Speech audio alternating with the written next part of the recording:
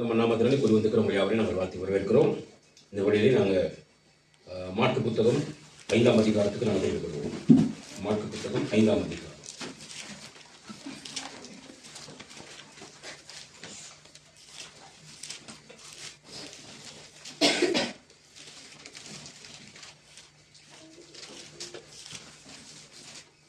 பதினெட்டு 19 வசனத்தை வாசிப்போம். அப்படியே அவர் படவில் ஏறுகிற பொழுது பிசாசு பிடித்திருந்தவன் அவரோட கூட இருக்கும்படி தனக்கு உத்தரவு கொடுக்க அவரை வேண்டிக் கொண்டான். இயேசு அவனுக்கு உத்தரவு கொடாமல், நீ உன் இனத்தாரிடத்தில் உன் வீட்டிற்கு போய் கர்த்தர் உனக்கு இறங்கி உனக்கு செய்தவைகளை எல்லாம் அவர்களுக்கு அறிவி என்று சொன்னார். இருக்கும்படி தகப்பனே, உடைய சமூகத்துக்கு வருகிறோம். அடியை மறைத்து உண்மை நீர் வெளிப்படுத்தி உடைய சமூகத்துக்கு வந்திருக்கிற சிறியோர் முதல் பெரியவர் வரை அவரோடு கூட நீர் பேசும்படியாய் நாங்கள் ஜெபிக்கிறோம். ஏன் எப்படி செய்கிறதுக்காக நாங்கள் ஸ்தோத்தரிக்கிறோம். அன்று ஒருவரும் உடைய வசனத்தை கேட்டு உமக்கு பிரியமாக தன்னை ஒப்புக் கொடுத்து ஆண்டவரே முதன்மையிலே கூடி சேர்வதற்கு ஒவ்வொருத்தருக்கும் உதவி செய்யும்படியாக ஜெபிக்கிறோம். எனவே நம்மள ஒருவரையும் நீங்கள் பலப்படுத்தும்படியாக ஜெபிக்கிறோம். உங்கள் குறித்த அறிவையும் ஆற்றலையும் நீங்கள் ஒவ்வொருத்தருக்கும் கொடுக்கும்படியாக நாங்கள் ஜெபிக்கிறோம். அப்படி நீங்கள் செய்கிற கிருபைக்காக உங்கள் நல்லது நாங்கள் ஸ்தோத்தரிக்கிறோம். அன்றுடைய ஒருவரை பொறுப்படும் எல்லா பெரும் மகிமை மாட்சிமையும் போலும் ஒருவருக்கு உரித்தாகட்டும். இயேசு கிறிஸ்துவின் தூய நாம ஜெபிக்கிறோம். எங்கள் ஜீவனுக்கு நல்ல பிதாவே. ஆமென். ரைட். இங்கே நாங்கள் பார்க்க இருக்கிற பார்த்தீங்கன்னு சொன்னால் சாரி, அதாவது சுய விரும்பிக்கான ஜெபம் கேட்கப்படுகிறது இல்லை. சுய விருப்பத்தோடு அல்லது சுயநலமாக ஜெபிக்கிற ஜெபம் என்ன செய்யப்படுகிறது இல்லை, கேட்கப்படுகிறது இல்லைன்றதான ஒரு தலைப்போடு நாங்கள் இந்த பகுதி நாங்கள் பார்க்க போகிறோம். இங்கே ஒரு சம்பவம் நடக்கிறது. சாரி, அதாவது அப்படியே அவர் படகில் ஏறுகிற பொழுது பிசாசு பிடித்திருந்தவன் என்று சொல்லி பிசாசு பிடித்திருந்தவன் சொல்லி ஒரு பகுதியை இந்த வசனத்தினூடாக நாங்கள் பார்க்கிறோம் இல்லையா. ரைட். இந்த மனிதனுடைய நிலைப்பாடு நாங்கள் அநேக தரம் இந்த காரியங்களை நாங்கள் பார்த்துருக்கிறோம். இன்னைக்கு நாங்கள் அதை கொஞ்சம் நாங்கள் பார்க்கிற பொழுது சாரி நாங்கள் பார்க்க வேண்டும் இந்த பிசாசு பிடித்தவனுடைய அந்த நிலைமை எப்படி இருந்தது அப்படின்றத நாங்கள் ஒரு வச்சு நாங்கள் பார்ப்பமாக இருந்தால் இதை குறித்து நாங்கள் இந்த மாற்கு புத்தகம் 5ஆம் அதிகாரத்தினுடைய 1வது வசனத்திலிருந்தே நம்ம என்ன செய்யலாம்னு சொல்லி பார்த்தீங்கன்னா பார்க்கலாம். சாரி, அப்ப பிசாசு பிடித்திருந்தவன் அப்ப அப்படின்னு சொல்லும்போது இவனுடைய நிலைப்பாடு அல்லது இவனுடைய சூழ்நிலை எப்படி இருந்துச்சுன்னு நம்ம பார்க்குற நேரம் நல்ல கவனிங்க. சாரி, 3வது வசனத்திலிருந்து நாங்கள் வாசிப்போமா இருந்தா அவனுடைய சூழ்நிலை அவனுடைய உண்மையான அந்த நிலவரத்தை நாங்கள் பார்க்கக்கூடியதாக இருக்கும். எங்க வாசிக்க பார்ப்போம். அவனுடைய குடியிருப்பு கல்லறைகளிலே இருந்தது. அவனை சங்கிலிகளினாலும் கட்ட ஒருவனாலும் கூடாது. அவனுடைய குடியிருப்பு அல்லது அவனுடைய வீடு, அவனுடைய வீடு எங்க இருந்துச்சு அப்படின்னு பாத்தீங்கன்னா கல்லறைகளிலே இருந்தது. கல்லறைகள் எது அப்படின்னு பாத்தீங்கன்னா மக்களை கொண்டு போயிட்டு செத்து போனவங்களை கொண்டு போய் புதைக்கக்கூடிய என்ன இடம் அது, அதாவது புதைக்குழிக்குள்ளதான் அவனுடைய வீடு இருந்தது. அப்படின்னா வீடு அவன் கட்டியிருக்கல. அந்த நாட்கள்ல நீங்க பாத்தீங்கன்னு சொன்னாக்க நிறைய ஜனங்கள் சாகிறவர்களை இங்க மாதிரி குழியெல்லாம் வெட்டி கொண்டு புதைக்கிறது கிடையாது. அங்க எப்படின்னா கல்லு குகைகளுக்குள்ள கொண்டு போய் என்ன செஞ்சிருவாங்க, கல்லு குகைகளில் கொண்டு போய் தான் அடக்கம் பண்ணுவாங்க. அப்படித்தான் அந்நாட்கள் இருந்தது தானே. அப்ப அந்த மாதிரி கல்லு குகைகள் எல்லாம் தானே அங்க இருந்து அந்த கல்லு குகைகளுக்குள்ள தான் அவனுடைய குடியிருப்பு இருந்தது. அதெல்லாம் அந்த கல்லு குடியிருப்பு அந்த கல்லு குகைகள் என்னன்னு பாத்தீங்கன்னா அது மனுஷர்களை அடக்கம் பண்ணி வச்சிருந்ததான தானே. நம்மளை பார்த்து சொன்னோம்னா என்னது பார்த்தா சுடலை அல்லது சுடுகாடு தானே அப்படின்னு சொல்றதான ஒரு இடத்துல தான் அவனுடைய குடியிருப்பு இருந்தது. தானே. அப்ப அவனை கட்டுறதுக்கு ஒருவனாலையும் கூடாது இருந்தது. சாமி என்ன அப்படின்னு பார்த்தீங்கன்னு சொன்னா அவனுக்குள்ள என்ன பிடிச்சிருந்துச்சு அப்படின்னு 2ஆம் வசனம் சொல்லுது. அவர் படையிலிருந்து இறங்கின உடனே அசுத்த ஆவி உள்ள ஒரு மனுஷன் பிரேத கல்லறைகளில் இருந்து பிரேத கல்லறைகளில் இருந்து அசுத்த ஆவிகள் பிடிக்கப்பட்ட ஒரு மனுஷன் இயேசு கிறிஸ்துவை நோக்கி வர்றதை குறித்து இங்கே சொல்லப்படுகிறது நம்ம பார்க்கக்கூடியதா இருக்குது. சூழ்நிலை எப்படின்னு பார்த்தீங்கன்னா அவனுடைய குடியிருப்பு கல்லறையில் இருக்குது. வாசிங்க அடுத்த 4ஆம் வசனத்தை. அவன் அநேகந்தரம் விலங்குகளினாலும் சங்கிலிகளினாலும் கட்டப்பட்டிருந்தும் சங்கிலிகளை முறித்து விலங்குகளை தகர்த்து போடுவான். அவனை அடக்க ஒருவனாலும் கூடாது. அந்நாட்களிலேயும் மந்திரவாதிகள் இருந்தாங்க. நிறைய சாஸ்திரம் பார்க்கக்கூடியவங்க இருந்தாங்க. அந்நாட்களையும் அப்படிப்பட்ட ஆட்கள் இருந்தாங்க. இவர் இருந்தது ஒரு ஊரை பார்த்தீங்கன்னா கதிரையினருடைய நாடுன்னு சொல்லப்படுகிற ஒரு நாடு. அப்ப இந்த நாட்டில் இப்படிப்பட்ட மக்கள் எல்லாம் இருந்தாங்க. ஆனா இந்த மக்களுடைய வாழ்க்கை நம்ம என்ன பார்க்கிறோம் அப்படின்னு பாத்தீங்கன்னா இவங்களால இந்த அசுத்தாவை பிடிச்ச ஒரு மனுஷன் என்ன செய்ய முடியல பாத்தீங்கன்னா கட்டி வைக்கிறதுக்கு முடியல, கட்ட முடியல அப்படி சொல்லி வசனம் மிக தெளிவாக பேசிருக்கு இல்லையா. இன்னைக்கு நீங்க பாத்தீங்கன்னா இந்த அசுத்தாவை பிடிச்சிருந்ததான பிடிக்கப்பட்டிருக்க பேய் பிடிச்ச மனுஷர்கள் நீங்க பாத்தீங்கன்னா அநேக ஜனங்கள் நீங்க பாத்தீங்கன்னா என்ன செய்வாங்க, இப்படிப்பட்ட கொண்டு போகணுங்க சும்மா ஒரு நூல்ல கட்டி போடுவாங்க. அவங்க என்னத்தை கட்டிடுவாங்க, ஒரு நூல்ல கட்டிடுவாங்க. அப்ப நூல்ல கட்டிடுவாங்க அப்படின்னா நூல் இங்க சங்கிலிகளால கட்டினாலே விலங்குகள் போட்டு சங்கிலால கட்டினால அது எல்லாத்தையும் அப்படி என்ன பண்ணி போறான் அவன் தகர் தெரிஞ்சிடுறான், அதெல்லாம் அப்படியே ஒட்டச்சி வீசிடுறான் அப்படின்னு சொல்லி நாங்கள் பைபிள்ல பார்க்குறோம். ஆனால் நிறைய பேர் இங்கே பார்த்தீங்கன்னா இந்த பேபி சார் பிடிச்சி சொல்லணும் இவங்களை கொண்டு போயிட்டு அதானே என்ன நடக்குது பார்த்தீங்கன்னா உடனே நூலில் கட்டி போடுறாங்க. அந்த நூலுக்கு பார்த்தீங்கன்னா 5 ஜாதி நூலுன்னு நீங்கள் பார்த்துருப்பீங்க. அந்த 5 ஜாதி நூலை வச்சு அந்த அந்த பிசாசு பிடிச்செல்லாம் கட்டி போடுறாங்க அப்படின்னு சொல்லி நீங்கள் பார்க்கலாம். அப்போ இதே காரியம் அன்றைக்கும் இருந்தது. அன்றைய காலகட்டத்திலையும் இந்த மாதிரி வேலை இது இன்னைக்கு இப்போ விட அந்த நாட்களில் மந்திரவாதிகள்லாம் பயங்கரமான மந்திரங்களை செய்வாங்க. சார் நீங்கள் மோசை காலத்தில் நீங்கள் பார்க்கும்பொழுது மோசை கையில் இருந்த கோலை தூக்கி போடும் பொழுது அவன் அது பாம்பாகுது, அதே மாதிரி அவங்களும் கையில் உள்ள கோள்களை போட்டு பாம்பா மாற்றிடுவாங்க. ஏன்னா அந்த அளவுக்கு சார் அங்கே மந்திரவாதிகளுடைய கிரியைகள் அங்கே பயங்கரமாக இருந்துச்சு. அப்போ நீங்க பாத்தீங்கன்னா இன்னைக்கு நம்முடைய வாழ்க்கையில பாத்தீங்கன்னா நம்முடைய தேசத்துல இருக்கிற ஜனங்கள் வந்து இந்த மாதிரி நூல்ல கட்டி பாட்டிடுற மாதிரி காட்டிடுவாங்க. ரைட், அடுத்து நீங்க வாசிங்க. அவன் எப்பொழுதும் இரவும் பகலும் மலைகளிலும் கல்லறைகளிலும் இருந்து கூக்குரலிட்டு கல்லுகளினாலே தன்னை காயப்படுத்திக் கொண்டிருந்தான். ரைட், நல்ல கவனிங்க. அவன் எப்பொழுதும் இரவும் பகலும், நல்ல கவனிங்க,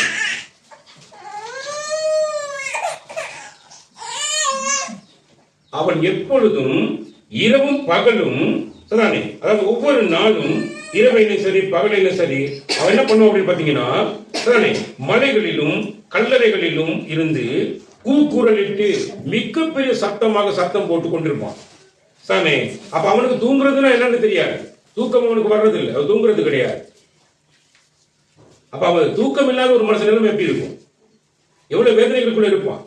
சரி, அந்த அளவுக்கு வேதனை நிறைஞ்ச ஒரு மனிதனாக அந்த மனிதன் இருக்கிறான். அது மட்டும் இல்லாம கல்லுகளினாலே தன்னை தானே காயப்படுத்தி கொண்டிருந்தான். மற்றவர்களை காயப்படுத்துறான், அவன் தன்னை தானே என்ன பண்றான், காயப்படுத்தி கொண்டிருக்கிறான். இன்றைக்கும் நீங்க அநேகருடைய வாழ்க்கையை பார்க்கிற நேரம் நல்லா கவனிங்க. சரி, இப்ப ஒரு குறிப்பிட்ட ஒரு நாளைக்கு ஒரு மாசத்துக்கு முன்னாடி இங்க ஒரு பையன் வந்து நல்லா குடிச்சிட்டு வந்தான். அது கூட பெரிய கல்லை தூக்கி தான் தலையிலே தடான்னு என்ன செஞ்சுட்டான், அடிச்சுட்டான்.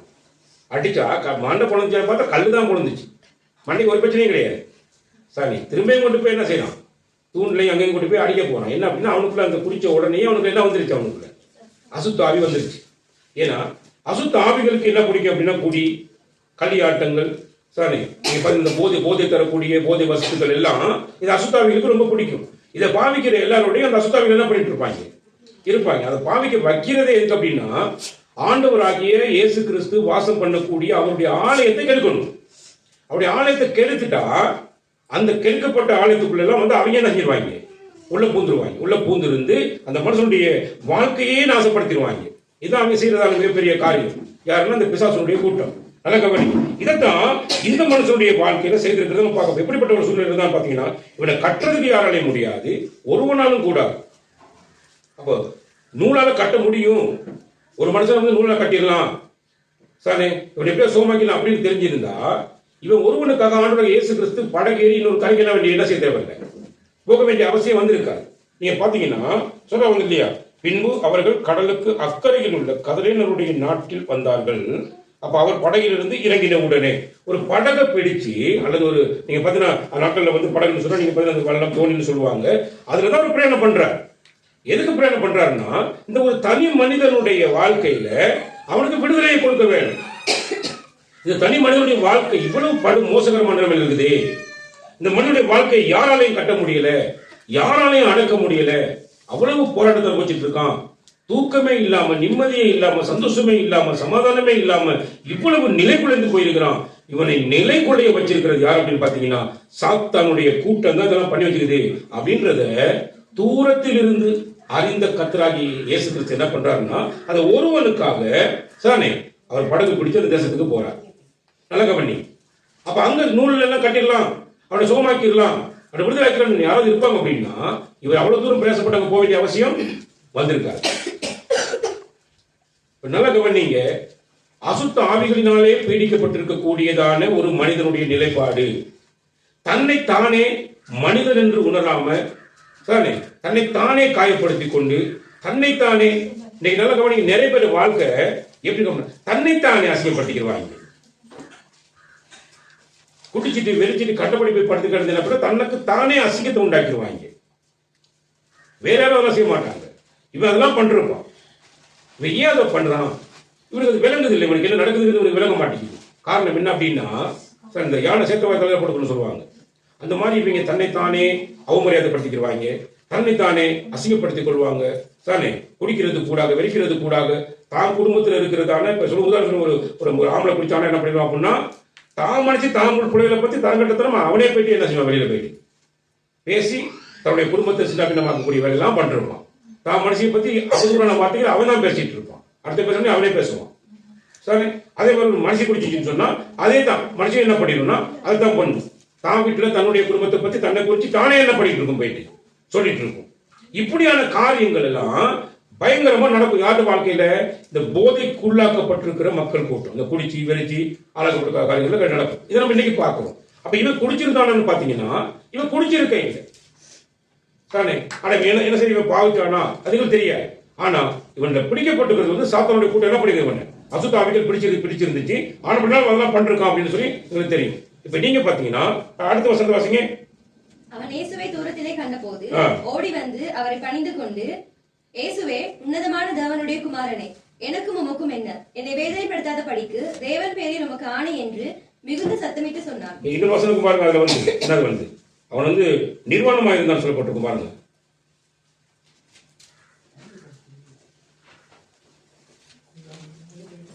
வஸ்திரம் இல்லாத நச்சிட்டு இருந்தான் தானே.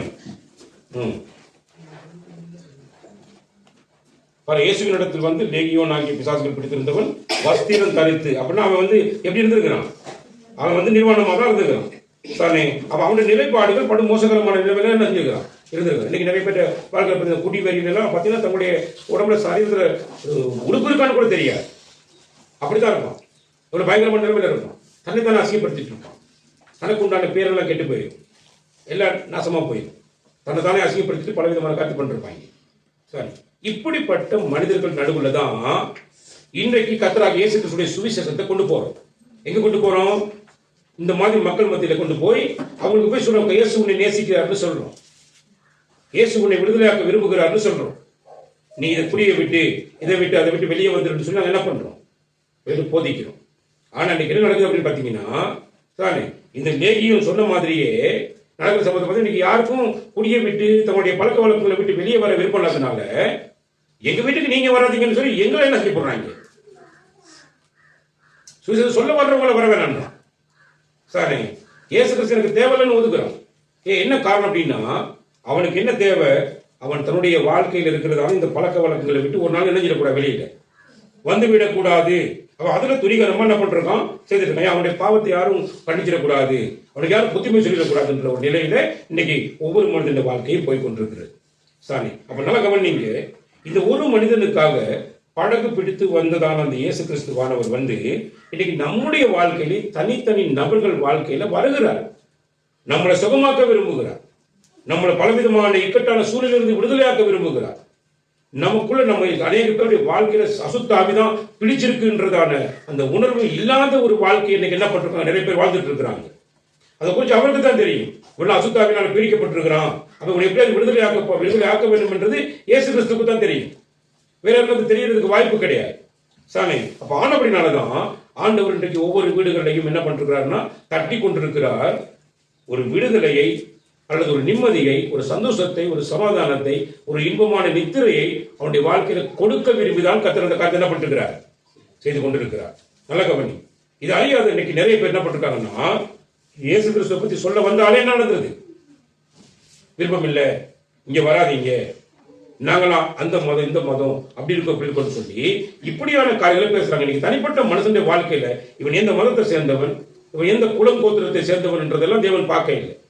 அவர் என்ன பார்க்கிறாருன்னா ஒரு மனிதன் அசுத்த ஆவினால பிடிக்கப்பட்டிருக்கிறான், அவனுடைய நிலையெல்லாம் குறைந்து போயிருக்கிறது, அவனுக்கு விடுதலை கொடுக்க வேண்டும் என்ற நோக்கம் மட்டும்தான் அவராக இயேசு கிறிஸ்து செஞ்சு இருந்துச்சு. அதனாலதான் அவர் அங்க தேடி போறார். நல்ல கவனிங்க. ரைட். இப்ப இங்க போன உடனே இவன் 7வது வசனத்துல என்ன கேட்கிறான், இயேசுவே, உன்னதமான தேவனுடைய குமாரனே, எனக்கும் உமக்கும் என்ன, என்னை வேதனைப்படுத்தாத படிக்கு தேவன் பேரில் உமக்கு ஆணை என்று மிகுந்த சத்தமிட்டு சொன்னான். அவன் ஏற்கனவே தன்னை வேதனைப்படுத்திட்டு கிடக்கிறான். இயேசு கிறிஸ்து கண்ட சொல்லுக்கு என்ன சொல்றான், இனி என்ன பண்ணிடாதீங்க, வேதனைப்படுத்திடாதீங்க, தேவன் பேர்ல உனக்கு ஆணை அப்படின்றான். இன்னைக்கு அநேகருடைய வாழ்க்கை கொடுத்தா இருக்குது. இன்னைக்கு அதுலேயும் கூடுதலா பார்த்து இந்த மலையில பகுதியில் இருக்கக்கூடியதான ஜனங்களுடைய வாழ்க்கை சரி. மலையில பகுதியில் இருக்கிற மனுஷன் வாழ்க்கையில வருமானம் என்றது வந்து குறைவாக தான் வரும். நீங்க பார்த்தீங்கன்னா வேற இடங்கள்ல வேலை செய்யக்கூடிய சம்பளம் எல்லாம் கூட இருக்கும். இந்த மலையகத்தில் வேலை செய்ய வாழ்க்கையில வந்து பாத்தீங்கன்னா குறிப்பிட்ட குறைவான சம்பளம் தான் கிடைக்கும். அந்த சம்பளத்தை வாங்கினோடனே அந்த சம்பளத்துல குடிப்பாங்க. நல்லா கவனிங்க. அதுல குடிச்சு வெறிச்சு தேவையில்லாம் அந்த காசுல பண்ணுவாங்க. வீட்டில் இருக்கிற பிரச்சனைகள்லாம் யாரும் பார்க்கறது இல்லை. வாழ்க்கை இருக்கிற கடன் போராட்டங்கள் இதை குறித்து எந்த விதமான சிந்தனையும் இல்லை. கையில காசு வந்த உடனே என்ன பண்ணிடணும் அப்படின்னா குடிச்சிடணுன்ற நிலைமையில என்ன பண்ணுவாங்க பண்ணிடுவான். இப்போ ஆண்டவராகிய இயேசு கிறிஸ்து என்ன பார்க்குறோம் அப்படின்னா குடிக்கிறவனுடைய வாழ்க்கையில் இருக்கிற பிரச்சனையை ஏன் குடிக்கிறான், ஏன் இப்படி வெறிக்கிறான், ஏன் தன்னைத்தானே அவன் காயப்படுத்திக் கொள்றான், தன்னைத்தானே அசிங்கப்படுத்துறான், தன்னுடைய குடும்பத்தை அவன் வேதனைப்படுத்திட்டு இருக்கிறான் அப்படின்ற ஒரு உணர்வோடு தேவன் என்ன பண்றாரு, அந்த குடும்பத்துக்கு இவன் மூலம் ஒரு விடுதலை வரணுன்றதுக்காக தேவன் ஒவ்வொரு வீட்டு கதவுகளையும் என்ன பண்ணிட்டு இருக்கிறார், இன்னைக்கு நாளிலே தட்டி கொண்டிருக்கிறார். அன்னைக்கு நிறைய பேருக்கு அது புரியவே மாட்டேங்குது. இதனால யோசிச்சு பாருங்க. சாமி இன்னைக்கு நிறைய ஆராதனைகள் சாராயம் இல்லாம என்ன செய்யாது ஆராதனை இருக்கா? நிறைய வீட்டுகளில் சாமி கும்பிடுறது ஆராதனை வச்சு தான் என்ன செய்வாங்க, கும்பிடுவாங்க. இப்போ சாராயம் என்றது வந்து என்ன பண்ணணும் அப்படின்னா நம்மட்டு மொத்த நிலையையும் அப்படியே முழுசா என்ன செஞ்சு விட்டுரும், மாற்றி விட்டுரும். சாரி இன்னைக்கு இவ்வளவு மோசகரமான காலங்களில் வாழ்ந்து கொண்டிருக்கிற ஜனங்கள் மத்தியில் சாரி நானும் ஒரு காலத்தில் அப்படித்தான் வாழ்ந்துட்டு இருந்தேன். என்னையும் என் ஆண்டவர் தேடி வந்து என்னை ரட்சிக்காம இருந்திருந்தா இன்னைக்கு உங்களுக்கு முன்னால நான் இப்படியான தோற்றத்தில் கிடையவே கிடையாது. இன்னைக்கு வாழ்க்கை இப்படி கிடையாது. சாரி அதான் 100% உண்மை. சாரி என்னை குறித்து சில பேருக்கு தெரியும் இங்க இருக்கிறவங்களுக்கு. அந்த அளவுக்கு என்னுடைய வாழ்க்கையும் அப்படித்தான் இருந்துச்சு. என்னையும் ஒரு தனி மனிதனை தேடி வந்த இயேசு கிறிஸ்து என்னையும் அப்படித்தான் தேடி வந்தார். எனக்கும் அப்படித்தான் தன்னுடைய கிருபையை என்ன செஞ்சார், வந்து வெளிப்படுத்தினார். அப்பதான் எனக்கும் அந்த விடுதலை என்ன செய்யப்பட்டுச்சு, வந்து கிடைச்சிச்சு. அந்த விடுதலை பெற்றுக்கொண்டதுனாலதான் இன்னைக்கு உங்க முன்னால தேவன் என்னை ஆசீர்வாதத்தோடு என்ன பண்ணி வச்சிருக்கிறார். சாரி நல்ல கவனி. அப்ப இந்த மனிதனுடைய சூழ்நிலை வந்து படுமோசகரமான நிலைமையில இருந்தான், வஸ்திரம் இல்லாத இருந்தான், நிர்வாணமா இருந்தான், தன்னை தானே காயப்படுத்தி கொண்டிருந்தான். இன்னைக்கு எல்லாருடைய வாழ்க்கையில தனக்கு ஒரு பிரச்சனை வருது அப்படின்னா அந்த பிரச்சனை தனியா வெளியிலிருந்து வாரது இல்லை, தானே அந்த பிரச்சனைக்கு காரணவாளியா இருப்பான். சரி நான் சரியான கடவுள் இருக்கிறோம், கடன்காரனை சுமத்துறது இல்லை. ஒரு மனிதன் தனக்கு தானே அந்த கடனை வாங்கி கடன்காரன் அடைஞ்சிட்டு இருப்பான். எல்லா காரியங்கள்லையும் தன்னுடைய வாழ்க்கையை தானே தான் என்ன பண்ணியிருப்பான், நாசப்படுத்தி இருப்பான். அப்ப இப்படியான சூழ்நிலை ஏன் அவனுக்கு நடக்குது அப்படின்னா அவனை ஏதோ ஒரு ஆவி என்ன பண்ணுது, அவன் வாழ்க்கையை ஆட்டி படைக்கிறது. சரி இப்ப நல்ல கவனிங்க. அப்ப இந்த நிலையில தான் ஆண்டவராகிய இயேசு கிறிஸ்து இந்த மனிதனை தேடி, ஒரு தனிப்பட்ட மனுஷனை தேடி கல்லறை பூமிக்கு வாரார். நல்ல கவனிங்க. வந்தோடனே அவன் விஷயம் சொல்றேன், நீங்க எதுக்காக என்ன வந்தீங்க, சாரி நீங்க நீ விட்டு இணைஞ்சிருங்க போயிருங்கன்றான். Sorry right. ஏன் அப்படி சொல்றான் அப்படின்னு பாத்தீங்கன்னா 8வது வசனம் சொல்லுது, ஏனெனில் அவர் அவனை நோக்கி அசுத்த ஆவியே இந்த மனுஷனை விட்டு புறப்பட்டு போய் என்று சொல்லி இருந்தார். அவன் முன்னதாகவே ஆண்டவராகிய இயேசு கிறிஸ்து சொல்லியிருந்தார். என்ன அர்த்தம் அப்படின்னா நாங்க எல்லாம் கர்த்தருடைய பிள்ளைகள். எங்களுடைய வாழ்க்கையில வந்து எங்களை தெரிந்து கொள்கிறதுடைய நோக்கத்தை வந்து தேவன் எந்த விதமாக வெளிப்படுத்த அப்படின்னா எபேசியர் புத்தகத்துல 1ஆம் அதிகாரத்துல நீங்க 4ஆம் வசனத்தை வாசிப்பது உங்களுக்கு புரியும். அது என்ன சொல்லப்படுது அப்படின்னா எங்க எப்படி சொல்ற வந்து உலக தோற்றத்துக்கு வாசிங்க, தமக்கு முன்பதாக நாம் அன்பில் பரிசுத்தமுள்ளவர்களாயும் குற்றமில்லாமல் இருப்பதற்கு உலக தோற்றத்துக்கு உலகம் உண்டாவதற்கு முன்னே கிறிஸ்துவுக்குள் நம்மை தெரிந்து கொண்டபடியே. ஆண்டவராகிய இயேசு கிறிஸ்து வார்த்தை அப்படின்னா இப்ப இங்க என்ன சொல்றாருன்னா அவர் முன்னே சொல்லி இருந்தாரு. இப்ப உலகம் உண்டாக்குறதுக்கு முன்னமே, உலகம் எப்ப உண்டாகுச்சுன்னு எங்களுக்கு தெரியாது. நீங்க அறிவியல் எல்லாம் சொல்லுவாங்க வந்து எப்படின்னா இன்னைக்கு உலகம் உண்டாக்கி பல கோடி வருஷம் அப்படிமா, பல கோடி வருஷம் ஆயிடுச்சு அப்படிமா. இன்னும் யாரும் காய்க்காங்க அடிச்சதுக்கு வெளியே போகணும். நல்லா கவனி. அப்ப சதானே நீங்க வந்து உலகம் உண்டாகிறதுக்கு முன்னமே இன்னைக்கு இருக்கிற எண்ணெய் ஆண்டவர் வந்து இயேசு கிறிஸ்துவின் ரத்தத்துல வந்து முன்குறித்து இருக்கிறாரு, எனக்கு விடுதலை கொடுக்கும்படியாக. அப்படித்தான் இருக்கிற எல்லாருக்கும் ஆண்டவர் என்ன படிக்கிறார், வந்து உலகம் உண்டாகிறதுக்கு முன்னமே அவர் தீர்மானிச்ச விஷயம். இவருக்கு வந்து ரட்சிப்பு கொடுக்கணும், இவருக்கு விடுதலை கொடுக்கணும் அப்படின்னு சொல்லி. ஆனா அந்த குறிப்பிட்ட ரட்சிப்பு கிடைக்கிறதுக்கு முன்னாடி காலத்துல ஒரு மனிதன் என்ன பண்றான் அப்படின்னா பல்வேறுபட்ட நிகழ்வுகளுக்குள்ள போய் பலதரப்பட்ட பிரச்சனைகளுக்குள்ள முகம் கொடுத்து குடிச்சு வெறிச்சு தன்னுடைய வாழ்க்கையை சின்னாபின்னமாக்கி தன்னைத்தானே அசிங்கப்படுத்தி தன்னைத்தானே காயப்படுத்தி தன் நிம்மதியற்ற நிலைமையில ஒரு மனுஷன் என்ன பண்றான், வாழ்ந்துட்டு இருக்கிறான். அப்ப சுகம் இல்லாமல் இருக்கக்கூடியவர்களுக்கு தான், அதாவது வியாதி படுக்கையில் இருக்கக்கூடியவர்களுக்கு தான் வைத்தியர்கள் தேவை. அப்ப இயேசு கிறிஸ்து வந்து இன்னைக்கு யாருடைய வாழ்க்கையில விடுதலை கொடுக்கும்படி வந்திருக்கிறார் அப்படின்னா ஒரு சைக்கோ, ஒரு மனுஷன் வந்து எதுல பிரியமா இருக்கிறான் அப்படின்னு பாத்தீங்கன்னா சார், அவன் ஏதோ ஒரு அழிஞ்சு போகிற ஒரு பொருள் இல்லை, அல்லது நீங்க பாத்தீங்கன்னா குடியில, வெறியில, களியாட்டத்துல, அல்லது இன்னைக்கு பாத்தீங்கன்னா காற்று, மழை, தண்ணி சார், நீங்க பாத்தீங்கன்னு சொன்னா இங்க நெருப்பு, மண், இவைகளுக்கெல்லாம் உணர்ச்சிகள் ஒண்ணுமே கிடையாது. உணர்வுகளும் இல்லை, உணர்ச்சிகளும் இல்லை, ஒண்ணுமே கிடையாது. யாரு மேல இறக்கப்படுற சுபாவம் கிடையாது. அது எதுவுமே இல்லாத எல்லாத்தையும் அடிச்சு பிரட்டி சாகடிக்கக்கூடிய அவைகள்ல கடவுள்னு சொல்லி வழிபட்டு கொண்டிருக்கக்கூடிய நிலையெல்லாம் அப்படிப்பட்ட மனிதர்கள் தான் வரும். இவங்கெல்லாம் பண்ணிருப்பாங்க, இதெல்லாம் பண்ணிட்டு இருப்பாங்க. அப்ப அவனுடைய திட்டத்துல உலகம் தோற்றத்துக்கு முன்பதாக, உலகம் உண்டாகிறதுக்கு முன்பதாகவே நம்ம மேல ஒரு திட்டத்தை வச்சுக்கிறார் அவர். அது திட்டத்தின் நிமித்தமாக தான் அந்த மனுஷனத்துக்கு வருகிறார், இயேசு கிறிஸ்து வருகிறார். அப்ப எப்படிப்பட்ட காரியத்துக்கு வர்றான்னா, தமக்கு முன்பதாக அன்புல எப்படி இருக்கணுமா, பரிசுத்தம் உள்ளவர்களாக இருக்கணும். ஏன்னா இந்த மனுஷனுக்கு அன்புனா என்னன்னே தெரியாது. நான் ஒரு முறை சொல்லியிருந்தேன் அப்படின்னா, இவனுக்கு அன்புனா என்னன்னே தெரியாது. இப்ப ஏன் கடலை பூமிக்கு போனா, ஒருவேளை இவனுடைய பெற்றோர்கள் ஒருவேளை மறிச்சு அங்க அடக்கம் பண்ணப்பட்டிருக்கலாம் சாரே, அல்லது இவனுக்கு ரொம்ப இவனை பாசம் காட்டி வளர்த்ததான, இல்லாட்டி இவனோட பாசமா இருந்ததான ஒரு நண்பர்களாக இருக்கலாம், ஒருவர் தன்னுடைய மனைவியா இருக்கலாம். இது தெரியாது, இது வேறு அப்படிலாம் சொல்லல. ஆனா ஒரு காய் நம்ம சரியா சிந்திக்கும் போது இவையே அன்பை தேடி அழைக்கக்கூடிய ஒரு மனிதனுடைய நிலைப்பாடு. அன்பு இல்லை, காலத்துல அன்பு கிடைக்க மாட்டேங்குது. கடல் பூமியில போயிட்டு ஒருவேளை தன்னுடைய பெற்றோர்களிடத்துல போயிட்டு இணைஞ்சிருக்கலாம், இவன் தன்னுடைய அன்புக்காக ஏங்கி இருக்கலாம், பலதரப்பட்ட போராட்டத்தை இணைஞ்சிருக்கலாம், அங்க போய் அனுபவிச்சிருக்கலாம் சார். இது ஒரு சின்ன ஒரு கற்பனை தான், அவ்வளவுதான். அப்ப ஆண்டு தமக்கு முன்னாடி அன்புல பரிசுத்தமுள்ளதாக இருக்கணும் அப்படிங்கிற, அப்படின்னா அன்பு இல்லாத ஒரு நிலைப்பாடு. ஏன்னா கடைசியா வந்து ஆண்டு சொல்ற, ஆண்டு நானும் உங்களோட கூட இணைஞ்சிடுறேன், வந்துடுறேன், கூட்டி போங்க அப்படிங்கிறான். ஏன்னா அவனுக்கு தான் வீட்டுக்கு போக விருப்பம் இல்லை, தான் ஊர் ஜனங்களிடத்துக்கு போக விருப்பம் இல்லை. ஏன்னா அவங்க அவ்வளவு பேர் இவனை என்ன செஞ்சிட்டாங்க, வந்து ஓரம் கட்டி வச்சிருந்தாங்க, இவனை ஒதுக்கி வச்சிருந்தாங்க. அப்ப இவனுக்கு அன்புன்றது என்ன செய்யல, யாருக்கிட்ட இருந்து என்ன செய்யல, அன்பு இவனுக்கு கிடைக்க இல்லை. அப்ப அன்பே கிடைக்காத, அன்பை குறித்த ஒரு சாதாரண ஒரு என்ன சொல்றது வந்து அன்பை குறித்த ஒரு அறிவு கூட இல்லாத அளவுக்கு வாழ்க்கையில இப்படிப்பட்ட வாழ்க்கையை வாழ்ந்த ஒரு மனுஷனிடத்துல அன்பே உருவமான நம்முடைய ஆண்டவராகிய இயேசு கிறிஸ்து அவனை தேடி கல்லறை பூமியை நோக்கி இணைஞ்சிட்டு இருக்கிறார், போய்கிட்டு இருக்கிறார். அன்புனா நீங்க நினைச்சுறாங்க, அன்பு வந்து தூரத்தில் இயேசு கிறிஸ்துவின் இடத்துல தவிர வேற யாருக்கும் அன்பு கிடையாது சார்.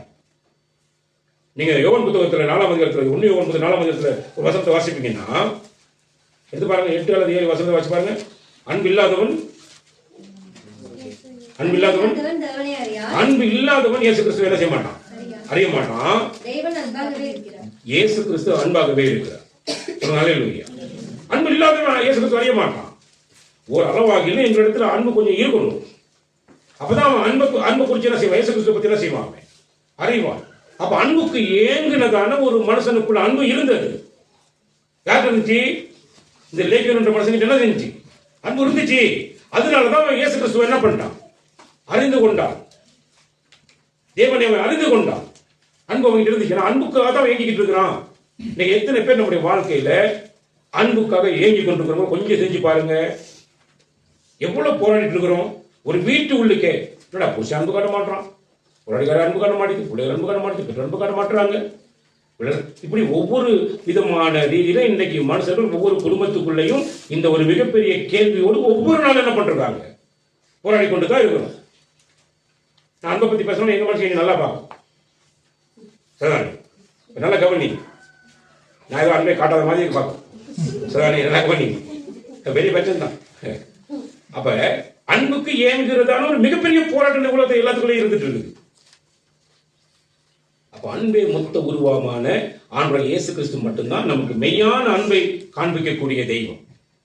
அப்ப அவர் தான் இங்க வர சொல்றான், நீங்க என்ன துன்பப்படுத்த வாரீங்க, நான் சந்தோஷமா இருக்கிறோம் அப்படின்னு யார் சொல்றது, அவன் சொல்லல, யார் சொல்றது, வாசிங்க வசனத்தை. அப்பொழுது அவனை நோக்கி உன் பேர் என்னவென்று கேட்டார்.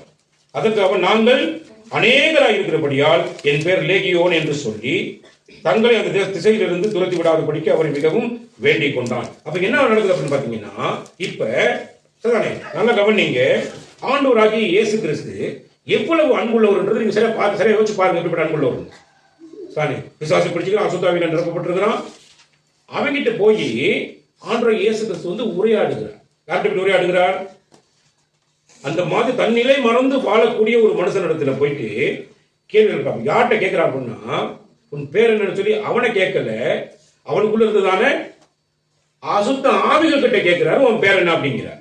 அதுக்கு அவன் என்ன சொல்றான், எல்லாம் சேர்ந்து மொத்தம் என்ன பண்றாங்க, நாங்க அநேகரா இருக்கிறோம், ஆனா எங்க பேர் என்னது லேகியோன்றதுக்கு அர்த்தம் என்ன அப்படின்னா ஒரு படை, அல்ல நீ பார்த்தா ஒரு படை அப்படின்னா 2000 பேர் கொண்ட ஒரு படை, அதான் லேகியோன்னு அர்த்தம். சார் அல்லது 2000 3000 பேர் இப்படி ஒரு படையில் இப்போ நீங்கள் பார்த்தா அவங்க இப்போ இந்த ஆர்மியில் போலீஸில் இப்படிப்பட்ட இதுகள் இருப்பாங்கள படைகள், இந்த மாதிரி ஒரு பெரிய படைக்கு தான் பேர் லேகியோன் என்ற அர்த்தம். அந்த படை ஒரு படையே யாருக்கு இருக்குது, இந்த ஒரு மனுஷனுக்குள்ள இருக்கிறாங்க. ஒரு பிசாசு பிடிச்சாலே நிலைமை எடுக்க வேண்டிய வச்சு பாருங்க. உங்களுக்கு எத்தனை பிசாசு பிடிச்சிக்கிறாங்க, எத்தனை பேர் பிடிச்சிக்கிறாங்க? கிட்டத்தட்ட 2000 பேர். எப்படி அந்த கணக்கு எப்படி காண்பிச்சாங்க சாரே பாருங்க, பண்டிகள் மூலமாக கணக்கு வருது எங்களுக்கு. சாரே பாருங்க 13ஆம் வசனத்தை. இயேசு அவைகளுக்கு உத்தரவு கொடுத்த உடனே அசுத்த ஆவிகள் புறப்பட்டு பன்றிகளுக்குள் போயின. உடனே ஏறக்குறைய 2000 பன்றிகள் உள்ள அந்த கூட்டம் உயர்ந்த மேட்டிலிருந்து ஓடி கடலிலே பாய்ந்து, ஏறக்குறைய 2000 பண்டிகள் போய் என்ன பண்ணிருச்சு, செத்து போயிருச்சு. அப்ப ஒரு மனிதனை சாக அடிக்கக்கூடிய பவர்ஃபுல் காரியங்கள் எல்லாம் யார் இருக்கு அப்படின்னா அசுத்தாவிக்கிட்ட சாகடிக்கக்கூடிய சகல பவரும் இருக்கு. ஒரு காரியம்தான், உலக தோற்றத்துக்கு முன்பதாகவே ஆண்டவர் ஒரு மனிதனை தன்னுடைய ராஜ்யத்துக்கு என்று முன் குறித்திருந்தால் எந்த அசுத்தாவி எத்தனை அசுத்தாவியா இருந்தாலும் ஒரு அசுத்தாவினாலும் அவனுடைய ஜீவனுக்கு எந்த விதமான ஆபத்து என்ன செய்ய போறது இல்லை, வரப்போறது கிடையாது. ஏன்னா உலக தோற்றத்துக்கு முன்பதாகவே ஒரு மனுஷன் மீது ஒரு திட்டத்தை என்ன பண்ணி வச்சிருப்பார். அதை நாங்க பார்க்கிற விஷயம். இங்க 2000 அசுத்தாவி பிடிச்சிருந்துச்சு, ஆனா அவன் அந்த அசுத்தாவிகள் என்ன செய்ய முடியல, கொல்ல முடியும். ஆனா எதுக்காக வந்திருந்தான், அவர் அசுத்தாவி எதுக்கு வந்துருந்துச்சு, கொல்லதான் வந்துருந்துச்சு.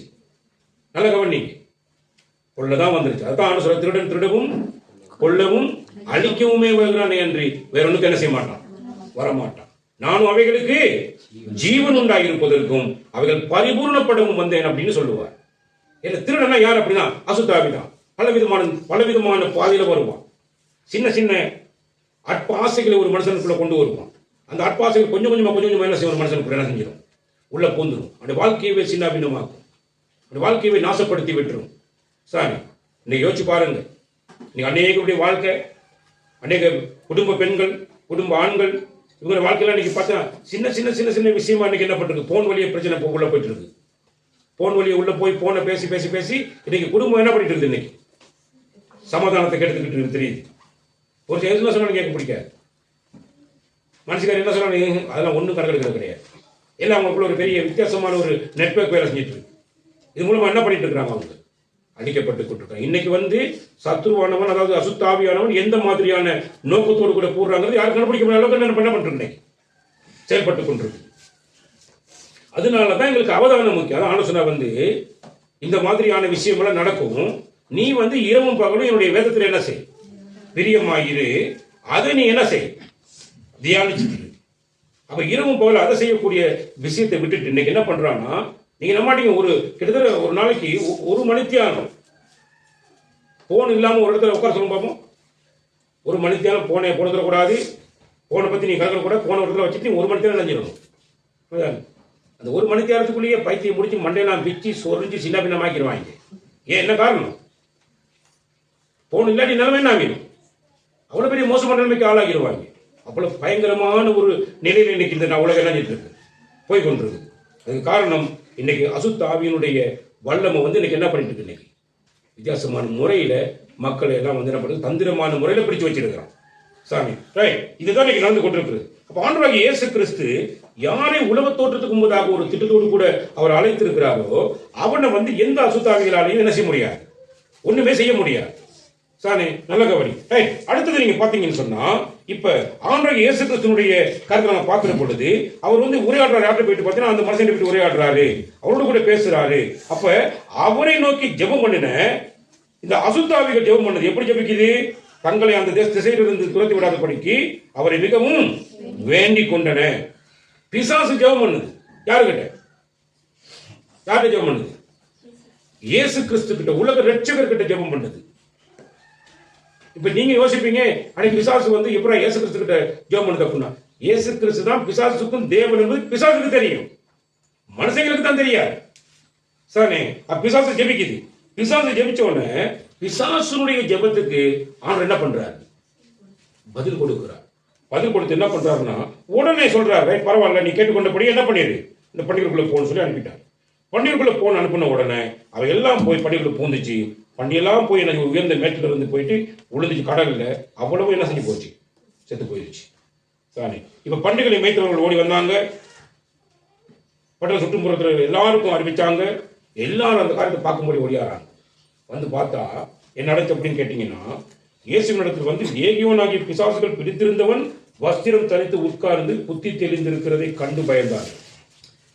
இந்த இடத்துல வந்தோடனே ஒரு பெரிய ஆச்சரியம். நான் இவ்வளவு காலமா கல்லறை பூமியில இருந்தான், இரவும் பகலும் கூக்குரலிட்டு கத்துவான், யாரையும் தூங்க விட மாட்டான், யாரும் இந்த பக்கம் போக முடியாது, வர முடியாது, நிம்மதியெல்லாம் ஆக்கிக்கிட்டு உட்கார்ந்துருந்தான். தானே இன்னைக்கு இவன் வாழ்க்கையை பார்த்தா இன்னைக்கு உடுப்பெல்லாம் உடுத்தி அழகான முறையில் உட்கார்ந்து என்ன செஞ்சிட்டு இருக்கான். ஆனால் ஒரு மனுஷன் ஒரு போதனையை கேட்டுட்டு இருக்கிறான்னு சொல்லி இதை பார்த்து ஆச்சரியப்பட்டு இவங்க என்ன செய்யணும், கடவுளுக்கு நன்றி சொல்ற நோக்கமெல்லாம் இவங்க கிடையவே கிடையாது.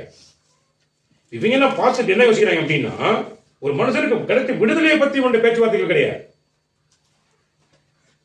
மெயினா ஒரு நோக்கம் எங்க போனுச்சு? தாங்க வளர்த்த ப்ராப்பர்ட்டி, தங்களுடைய சொத்து என்னது? பண்டிகைலாம் அவனோட சொத்து, இந்த ஊர் மக்களுடைய சொத்து. அவ்வளவு பண்டிகை என்ன செஞ்சு போச்சு? உளுந்து அவ்வளவு செத்து போயிரு. யார் கொண்டது? இப்ப பண்டிகை எல்லாத்தையும் கொன்னது யாரு? சாத்தானா இல்ல இயேசு கிறிஸ்துவா? பேசுங்க, வாய்க்கிறது. யார் பேசுறது? யார் கொன்னது? கொன்னது சாத்தான். சதானே இயேசு கிறிஸ்துவ வந்து பண்டிகை என்ன செய்யல, கொல்லல. அந்த பிசாசுகள் வேண்டிக் கொண்ட ஜெபத்துக்கு பதில் மட்டும் தான் கொடுத்தாரு இவர். அது போனிச்சு, அது போய் செத்து போயிருச்சு. ஏன் செத்துச்சு அப்படின்னா, இவ்வளவு பண்டிகைகளையும் சாகடிக்கக்கூடிய அளவுக்கு சாத்தான் ஒரு மனுஷனுக்குள்ள இருந்தா அவன் நிலைமை இப்படித்தான் இருந்திருக்கும், இப்படித்தான் இருக்கும்ன்றதை மிக தெளிவாக உதாரணபூர்வமாக சாட்சி பூர்வமாக ஆண்டவர் மனுஷர்களுக்கு என்ன பண்ணார்? அந்த காரியத்தை காண்பித்தார். ஆனா அவங்களுக்கு அந்த உணர்வு எல்லாம் கிடையவே கிடையாது. என்ன நீங்க பாத்தீங்கன்னா, ஒரு பெரிய குடிகாரன், பயங்கரமான வெறிக்காரன், நீங்க மோசமான மனுஷன், இவன் இன்னைக்கு இப்படி இருக்கிறானேங்கிற ஒரு காரியத்தை பார்த்தா இவனை இப்படிப்பட்ட ரீதியில மாத்தின இந்த தெய்வத்தை நாமளும் தேடுவோம், நாமளும் போயிட்டு அவருடைய சமூகத்துக்கு போன நமக்கும் இப்படிப்பட்ட விடுதலை கிடைக்கும்ன்ற நோக்கமெல்லாம் ஒருத்தங்கிட்ட கிடையாது. என்ன பண்ணுவோம் அப்படின்னா, சானே இப்படி இருந்தா இன்னைக்கு என்ன பண்றாங்க இந்த காரியத்தை இப்படி பண்ணிட்டு இருக்காங்க. நம்ம வேற விதமாக தான் இன்னைக்கு உலகத்தில் மனுஷன் என்ன செஞ்சுட்டு இருப்பாங்க, பார்த்துட்டு இருப்பான். மனிதர்களுடைய பார்வை சரிதானே, தங்களுக்கு இருக்கிறதான சொத்து சுகம் இதுகள்ல எந்த டேமேஜ் என்ன செய்யக்கூடாது. வந்து ஒரு மனுஷன் அழிஞ்சா, மனுஷன் செத்துட்டா பரவாயில்ல. எப்படி ஒரு ராட்சத மனுஷன், ஒரு மோசமான ஒரு மனுஷன், இரவு பகலா கூக்குரட்டி எல்லாரும் தூங்க விடாம பண்ணக்கூடியவன், எப்படிலாம் ஏசிருப்பாங்க இந்த உலகத்து ஊர் மனுஷங்க, எப்படிலாம் பேசியிருப்பாங்க. நீ செத்து தொலைஞ்சா பிரச்சனை பேசியிருப்பாங்க. இவன் உயிரோட இருக்கிறவங்க என்ன இருக்கலாம், இன்னொரு செத்து இருக்கலாம். அப்படி யாரையும் கொல்ல மாட்டாங்களே, இவனை யாரும் கொல்ல மாட்டாங்க, எவ்வளவு பெரிய போராட்டத்தை அனுபவிச்சிருப்பாங்க அந்த ஊர் மக்கள். கொஞ்சம் யோசிச்சு பாருங்க. ஒருத்தருடைய பிரச்சனை ஒரு ஊருக்குள்ள இருந்துச்சுன்னா அவனை பத்தி என்ன மனுஷன் கதப்பாங்கன்னு நினைக்கிறீங்க?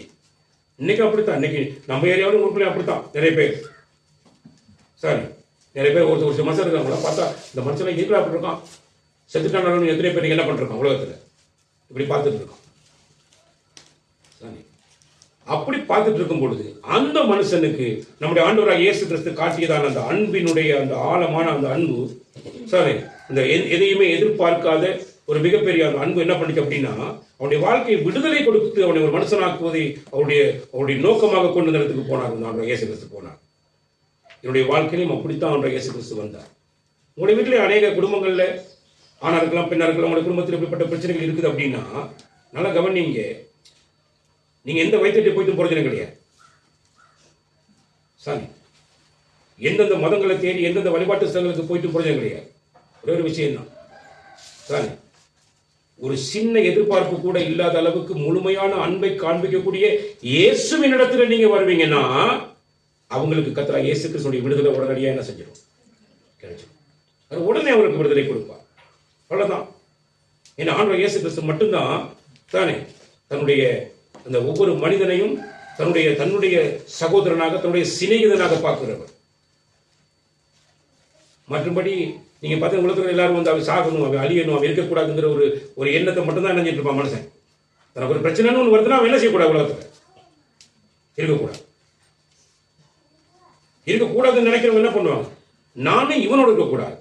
இன்னைக்கு நிறைய பெண்கள் நிறைய மனைவி என்ன பண்ண, இப்படிப்பட்ட மனுஷனோட நான் என்ன செய்யக்கூடாது, இனிமே என்ன செய்யக்கூடாது, இவன் இருக்கக்கூடாது தான் முத வேண்டிக்கு வாங்கி. அப்புறம் அவன் தொடர்ச்சியா இருக்கான் அப்படின்னா நம்ம இவனோட என்ன செய்யக்கூடாது, இருந்துடக்கூடாது, தான் பிரிஞ்சு போறதுக்கு வழி தேடிடும். அதே மாதிரி தான் புருஷன் பண்ணிடுவாங்க, இவனோட இருக்கக்கூடாது அப்படி முடிவு பண்ணுவான். சரி, இப்ப இந்த மாதிரி நிலை தான் நம்ம உலகத்தில் பார்க்குற மனுஷனுடைய நிலைப்பாடு. ஆனால் ஆண்டவராகிய இயேசு கிறிஸ்துவின் நிலைப்பாடு எப்படின்னா, அவனை அவனுக்குள்ள ஏதோ ஒரு விஷயத்தை காங்கிற அப்படின்னா அவனுக்குள்ள அன்பு இருக்குது, அன்பை குறித்த ஏக்கம் இருக்குது. அன்பே இல்லாத உணர்வு, அன்பே இல்லாத ஒரு உலகத்தில் வாழ்ந்துட்டு இருக்கோம், எனக்கு அன்பு காட்ட யாருமே இல்லையா சாரி அப்படின்னு சொல்லி ஒரு ஏக்கத்தோடு ஏதோ ஒரு தேடுதல் உள்ள ஒரு மனிதனுடைய வாழ்க்கையை பார்க்கிற தெய்வம் அவனுக்கு ஒரு விடுதலையை கொடுப்பதற்காக அங்கே விரைந்து செல்கிறத நம்ம பார்க்கக்கூடியதாக இருக்குது. ஒரு பார்த்தா என்ன பண்ணிட்டாங்க, எல்லாம் செத்து போயிடுச்சு. இவன் உட்கார்ந்துக்கிறான், புத்தி தெளிந்திருக்கிறான். இதை குறித்து நான் எந்த விதமான அக்கறை அந்த மனுஷங்களுக்கு என்ன செய்யல இல்லை. சரி, இனி நிம்மதியாக தூங்கலாம், நல்ல மனுஷன் நல்ல நல்ல பொருளை வந்துட்டான், நல்லா ஆகிட்டான், இவனை கடை சோகமாகிட்டாரு, இதெல்லாம் அவங்க நோக்கமே கிடையாது. அவங்க நோக்கமெல்லாம் வண்டியெல்லாம் என்ன செஞ்சு போச்சு, செத்து போய் இவன் சொத்து எல்லாம் போயிடுச்சு, இந்த சுகம் எல்லாம் போயிடுச்சு. ஐயோ, இந்த மனுஷன் இங்கே இருந்தால் என்ன பண்ணி போடுவோம், இன்னொருக்கு அத்தனை பண்ணிக்கிற என்ன பண்ணி போடுவோம், இன்னொரு கொண்டு போடுவார். உங்களுக்கு போய் அழிவை என்ன போடுவோம், என்ன செய்வார் ஏற்படுத்தி விட்டுவார். இப்படி யோசிக்க தேவை தோங்கினாங்க மனுஷங்க. யோசிக்க என்ன சொன்னாங்க, வாசிக்க 17 வசனத்தை. அப்பொழுது தங்கள் எல்லைகளை விட்டு போகும்படி அவரை வேண்டிக் கொள்ள தொடங்கினார்கள். இப்ப என்ன பண்றாங்க இவங்க, ஆண்டவரே நீங்க இருந்தீங்கன்னா எங்க ஊர்ல உள்ள அவ்வளவு பண்டிகை அணைஞ்சு போயிடும், செத்து போயிடும், சொத்து சுகமெல்லாம் செத்து போயிடும், ஒண்ணும் இல்லாம போயிடும். நீங்க என்ன செஞ்சு போட்டீங்கன்னா எங்க சொத்தெல்லாம் அணைஞ்சு போட்டீங்க, அழிச்சிட்டீங்க.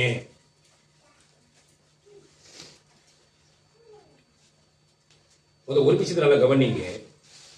ஆண்டவராகிய இயேசு கிறிஸ்துவை விசுவாசிக்க கூடிய ஒரு மனிதனுடைய வாழ்க்கை எப்படி இருக்கணும் அப்படின்னா, இந்த உலகத்தில் இருக்கக்கூடிய சொத்து சுகம், தன்னுடைய சொந்தம் பந்தம் அப்படின்னு சொல்லி அவனுடைய இருக்கிற எல்லா விதமான கெட்ட பழக்க வழக்கங்கள், தான் விரும்பி ஒவ்வொரு நாளும் செய்யறதான அசிங்கமான காரியங்கள் எல்லாம் அவன் வெறுத்து ஒதுக்காவிட்டால், அதை வெறுத்து முன்னோக்கி செல்லாவிட்டால் ஆண்டவராகிய இயேசு கிறிஸ்துவை என்ன பண்ண மாட்டான், தன்னுடைய வாழ்க்கையை பெற்றுக்கொள்ள முடியாது. அப்புறம் இயேசு கிறிஸ்துனா நீங்க எப்படி பாக்குறீங்க அப்படின்னா, நல்லா கவனிங்க, இந்த உலகத்திலும் உலகத்தில் உள்ளவைகளிலும் நீங்க என்ன செய்யாதீங்க, அன்பு கூறாதீங்க. எப்படி பைபிள் சொல்லிக்குது, உலகத்திலும் 1 யோவான் புத்தகத்தை நீங்க திருப்பினீங்கன்னா அது வசனம் தெரியுமா சொல்லும் பாருங்க. 1 யோவான் புத்தகம், 1 யோவான் புத்தகம் எடுங்க.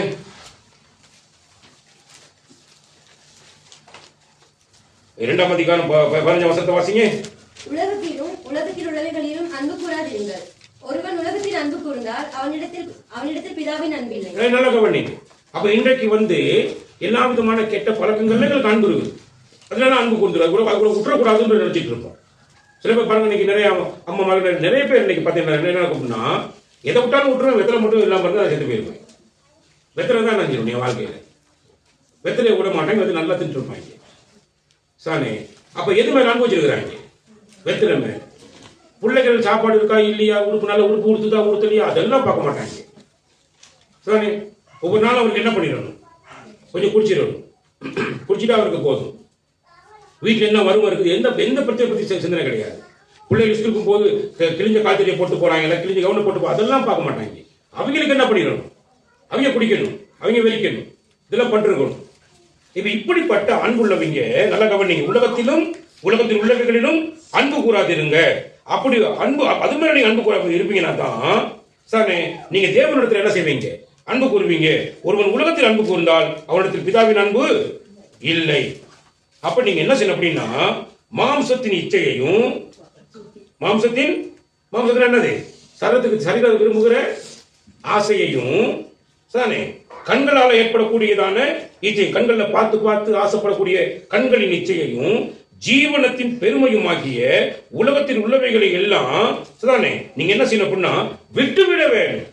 அதெல்லாம் பிதாவினால் உண்டானது கிடையாது, அவைகள் உலகத்தினால் உண்டானவைகள் சொல்லி மிக தெளிவாக வசனத்தில் என்ன பண்ணி வச்சுக்கிறாரு. கடவுள் உண்டாக்கல இதெல்லாம், இந்த நீ இதெல்லாம் விடணும். இந்த ஆசா பாசங்கள் எல்லாம் விட்டுட்டு தான் நீ என்ன செய்ய, கடவுள் நோக்கி நீ என்ன செய்யணும். அப்ப இந்த மனுஷங்க என்னத்தை விரும்பினாங்க, இந்த கதிரவனுடைய நாட்டில் இருக்கிற மனுஷங்க என்னத்தை விரும்பினாங்கன்னா, அவங்களுக்கு இருக்கிற சொத்து சோகம், அவங்களுக்கு இருக்கக்கூடியதான என்ன சொல்றது தங்களுடைய சிற்றின்பங்கள், இது எல்லாத்தையும் ஆசையில இருக்கிறாங்க.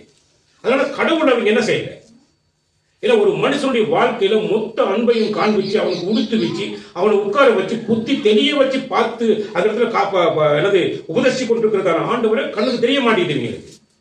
அந்த ஆண்டவரை இவங்க என்ன பண்றாங்க அப்படின்னா, எங்க சந்தோஷத்தை எல்லாம் கெடுக்கிறதுக்கு வந்துக்கிறாரு, எங்க நிம்மதியெல்லாம் கெடுக்க வந்திருக்கிறாரு, எங்க சொத்து சுகமெல்லாம் என்ன பண்ணிடுச்சு ஒண்ணுமே நம்ம போக எல்லாத்தையும் அழிக்க வந்திருக்கிறான்றத பார்த்தான்.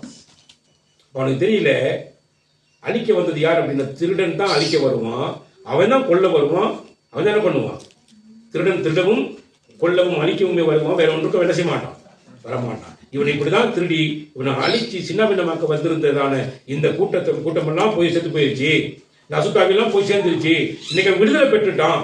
ஐயோ இன்னைக்கு இவ்வளவு நாங்க எல்லாருக்கும் நிறைவேறுகிறோம், எங்களுக்கும் இந்த விடுதலை வேணும், எந்த எதிர்பார்ப்பும் அவங்களுக்கு கிடையவே கிடையாது. இயேசு கிறிஸ்துவிட்ட போயிட்டா என்ன செய்யணும், சபைக்கு போனா என்ன பண்ணிடணும், வெத்தலை என்ன செஞ்சிடணும், ஒட்டு போடணும், சாரா சிகரெட்லாம் என்ன செஞ்சிடணும், விட்டுறணும். அது மட்டுமா விட்டுறணும், என்னது இந்த விபச்சாரம் வேசித்தனம் சொல்ற ஏகப்பட்ட விதமான பாவங்களை என்ன செஞ்சாகும், விட்டு விட வேண்டும். என் ஆசாபாசனம் என்ன பண்ணிடணும், நான் விட்டுரும். ஏன்னா சபையில போனா கடவுள் இப்படித்தான் சொல்லிக்கிறாருன்னு சொல்லி நிறைய விஷயம் என்ன பண்ணிருப்பாங்கன்னு சொன்னா மக்கள் கூட்டத்தில் ஒரு வித்தியாசமான எண்ணங்களை வளர்த்துக் கொண்டிருக்கிறார். இந்த எண்ணங்களும் ஆசைகளும் நம்முடைய வாழ்க்கையை அழிக்குமே தவிர நம்ம ஒருபோது என்ன பண்ணாது, நம்முடைய வாழ்க்கையில ஒரு ரட்சிப்பை என்ன செய்ய வாழ்க்கையில தரவே தரார். அப்ப நல்ல கவனிங்க, இந்த இடத்துல நீங்க பார்க்கும் பொழுது மக்கள் கூட்டம் ஜெபிக்கிறாங்க, ஒரு தவறான ஜெபம் ஜெபிக்கிறாங்க. ஆண்டரே நீங்க எங்களை விட்டு எல்லை விட்டு இணைஞ்சிருங்க, நீங்க போயிருக்கணும்னு ஆண்டர் என்ன பண்றாரு பாருங்க. அந்த ஜெபத்துக்கு என்ன செய்யறாரு, பதில் கொடுக்கிறார். பதில் கொடுத்து என்ன பண்றாரு, பாருங்க அப்படியே அவர் படகில் ஏறுகிற பொழுது படகுல ஏறாரு போறதுக்கு. இப்ப யாருக்காக படகு பிடிச்சி வந்தாரு, இந்த ஒருவனுக்காகத்தான் வந்தார். இப்ப இவங்க சொன்ன உடனே மறுபடியும் என்ன பண்றாரு, படகுல ஏறாரு, போறதுக்கு புறப்படுறாரு.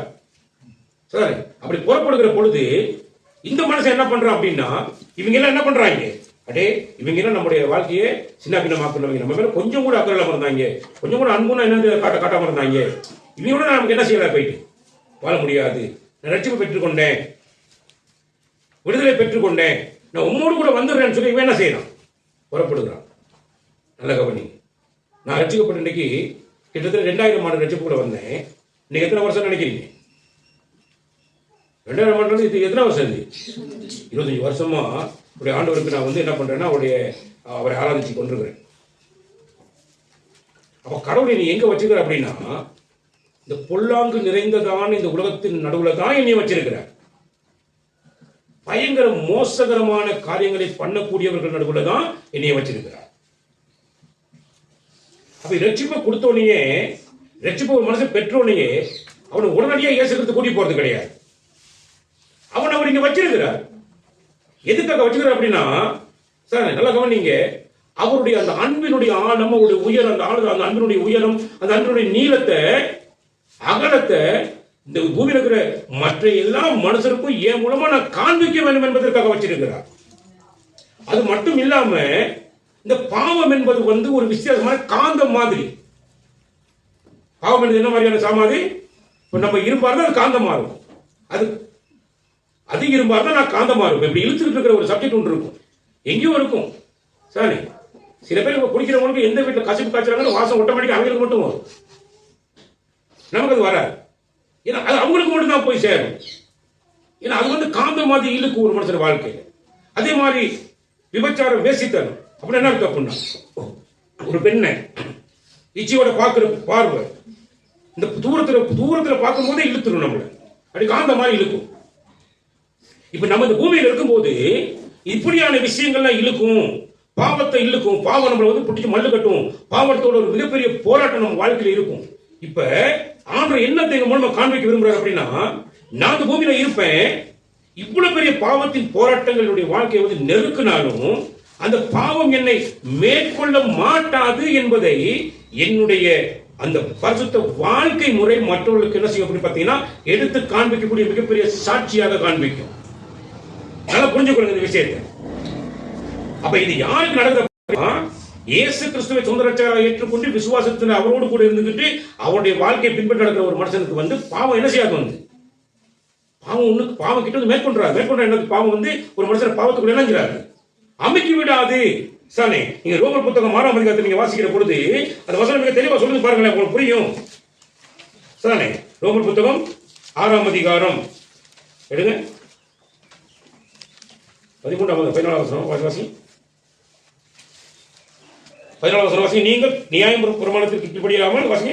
நீங்கள் நியாயப்பிரமாணத்திற்கு கீழ்ப்பட்டிராமல் கிருபைக்கு கீழ்ப்பட்டிருக்கிறபடியால் பாவம் உங்களை மேற்கொள்ள மாட்டாது. பாவம் உங்களை மேற்கொள்ள மாட்டாது. 25 வருஷமா நான் இதுக்குள்ள இருக்கிறேன்.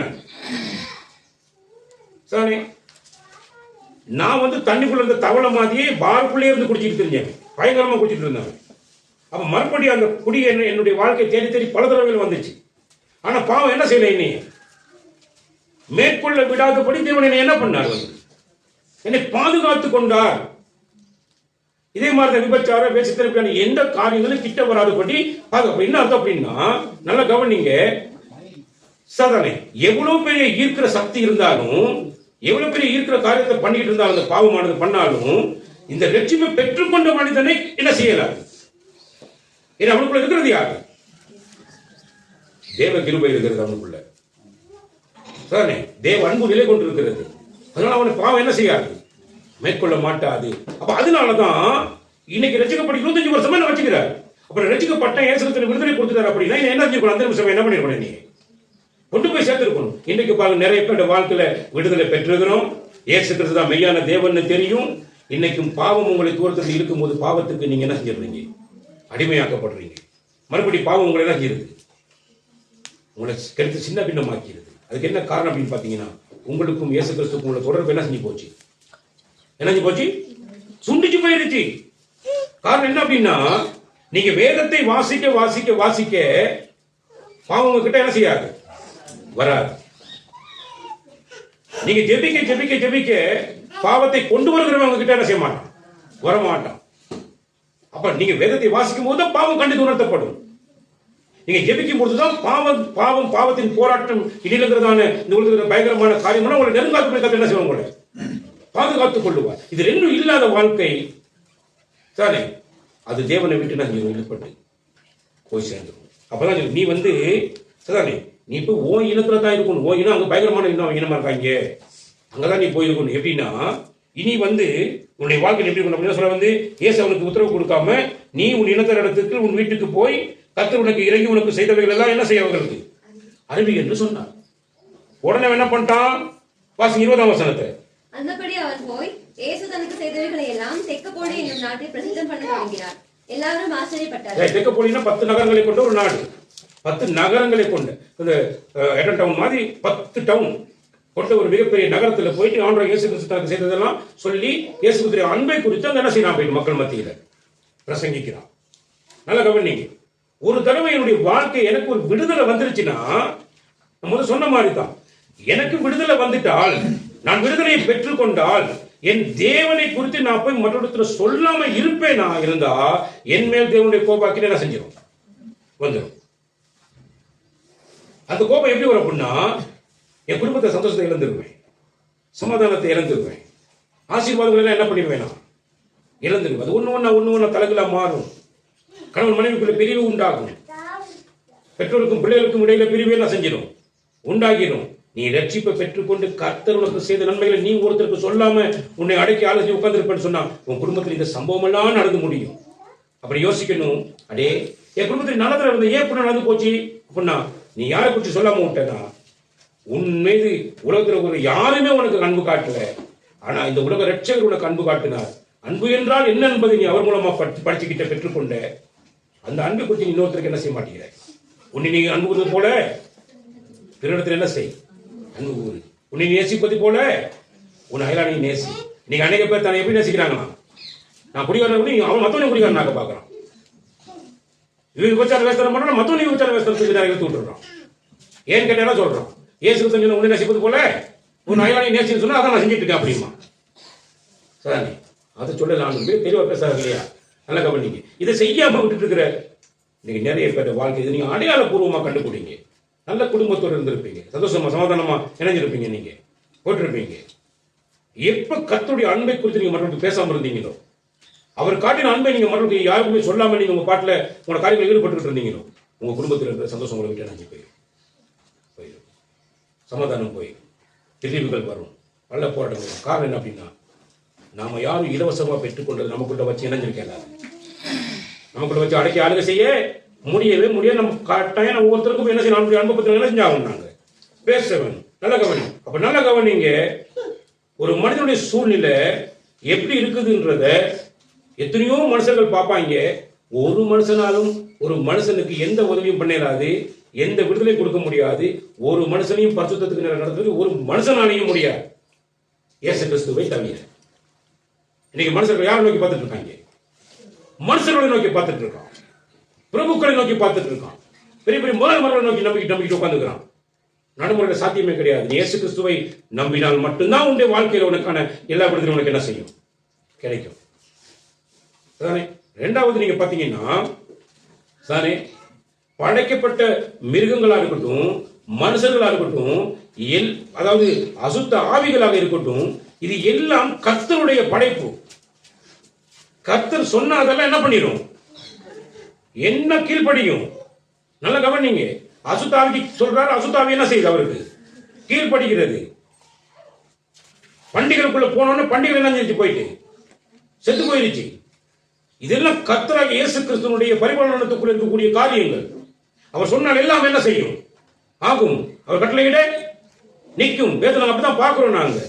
சரி, அப்ப ஆண்டவராகிய இயேசு கிறிஸ்துவை நோக்கி நாங்க ஜெபம் பண்ணுகிற பொழுது எங்க ஜெபங்கள் என்ன பண்ணுவோம் வந்து கேட்போம். ஆனா ஒரே ஒரு விஷயம், எங்களுடைய ஜெபத்தை என்ன இருக்கக்கூடாது, சுயநலம் சுய விருப்பம் இருக்கக்கூடாது. சுய விருப்பமும் சுயநலமும் இல்லாத ஜெபம் அங்கே ஜெபம் என்ன செய்யப்பட வேண்டும், இருக்க வேண்டும். சானே, அடுத்தது ஆண்டவராகிய இயேசு கிறிஸ்து சானே ரட்சிப்பை கொடுத்துறாரு. பிள்ளையாக என்னை சுதரிச்சு கொண்டுட்டார். தன்னுடைய சகோதரனுடைய சிநேகிதனாக என்னை ஏற்றுக்கொண்டார். ஆனா என்னை ஒரு குறிப்பிட்ட காலத்துக்கு இந்த பூமியில வச்சிருப்பார். எதுக்கு வச்சிருப்பார் அப்படின்னா, அவர் எனக்கு செய்ததை நான் மற்றவர்களுக்கு என்ன செய்ய வேணும், சொல்ல வேணும். எனக்கு செய்ததை நான் மற்றவர்களுக்கு என்ன செய்ய வேணும், செய்ய வேணும். நான் அப்படி செய்யாம இணைஞ்சிட முடியாது, இருந்துட முடியாது. சாரி, நல்ல கவனிங்க. அப்ப இந்த மனுஷன் என்ன பண்றான்னா, 10 நகரங்களை கொண்ட தெக்கப்பொடி என்ற நாட்டில் போய் இயேசு கிறிஸ்து தனக்கு செஞ்சது எல்லாத்தையும் என்ன பண்றான் சொல்லுகிறான். நல்ல கவனிங்க. வஸ்திரம் இல்லாம இருந்தான், சூழ்நிலைப்படு மோசமா இருந்துச்சு. அவனே கர்த்தர் ஒரு ஊழியக்காரனாக மாத்தி, அதுவும் அவரால் அனுப்பப்பட்ட ஒரு அப்போஸ்தலனாக மாத்தி தேசத்துக்குள்ள அனுப்பி தன்னுடைய காரியத்தை பண்றார். நம்முடைய சூழ்நிலைகள் ஒருவேளை இன்னைக்கு படு மோசகரமான நிலைமையில் இருக்கலாம். ஒருவேளை கூட பழக்க வழக்கங்கள் உங்களால் மீண்டு வர முடியாத நிலைமையில் நீங்க இருக்கலாம். ஒருவேளை அசுத்தாவிகளுடைய பிடிகளை நீங்க பிடிக்கப்பட்டு நீங்க சில காரியங்களுக்கு விடுபட முடியாத நிலைமையில நீங்க இருக்கலாம். அன்பை மொத்த உருவமான ஆண்டவர் இயேசு கிறிஸ்துவினிடத்துல வேண்டுதல் செய்யுங்க. ஆண்டவரே, எனக்கு விடுதலை கொடுங்க, என் மனைவிக்கு விடுதலை கொடுங்க, என் புருஷனுக்கு விடுதலை கொடுங்க, என் பிள்ளைகளுக்கு விடுதலை கொடுங்க. இவங்க தெளிவடைய வேணும், புத்தி தெளிய வேணும். புத்தி பேதலிச்சு போயிருக்கிறாங்க. ஒரு சைக்கோவை போல ஒரு காரியத்தில் ஈடுபட்டு கொண்டிருக்கிறாங்க. இது இல்லாட்டி செத்து போயிருவேன் நினைக்கிறாங்க, குடிக்காட்டி செத்துருவேன் நினைக்கிறாங்க. சின்ன சின்ன காரியங்கள் இவ்வளவு பிடியா ஒரு பிடிச்சு கொண்டிருக்கிறாங்க. ஆண்டவரே, இவர்களுக்கு ஒரு விடுதலையை கொடுன்னு சொல்லி கேட்டு பாருங்க. யாருடைய ஜெபத்தை கர்த்தர் உடனே தள்ளாத தேவன். யாரெல்லாம் அவரிடத்துல வந்து சானே ஆண்டவருக்கு விடுதலை கொடுங்கன்னு சொல்லி கேட்கிறாங்களோ, அவங்க ஒருபோதும் நம்முடைய ஆண்டவர் என்ன செய்ய மாட்டார், வந்து உடனே தள்ள மாட்டார். எல்லாரும் கண்களை மூடுறாங்க, எல்லாரும் முழங்கால் படுகிறோம், தேவ சமுத்திரங்களை நாங்கள் தாழ்த்துவோம். ஆண்டவரத்தில் சொல்லுவோம், ஆண்டவரே, எங்களுக்கு விடுதலை தான்.